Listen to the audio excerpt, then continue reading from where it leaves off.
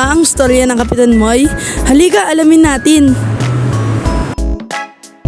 Alam mo ba, si Don Laureano A. Guevara o mas kilalang Kapitan Moy ang nagtatag sa Marikina ng shoe industry o mas kilalang ama ng industriya ng sapatos sa Pilipinas. Isinilang siya sa Marikina noong ika-4 ng Hulyo taong 1851. Magtungo naman tayo sa kanyang tahanan, Kapitan Moy Building o kilala rin bilang Cultural Center of Marikina.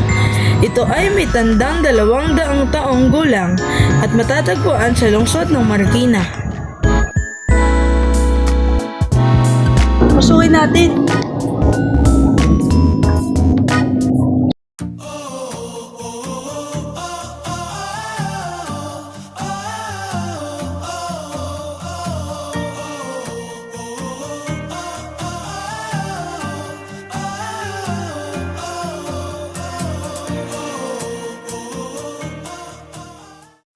Sana may natutunan kayo. Salamat sa panonood. See ya on my next vlog.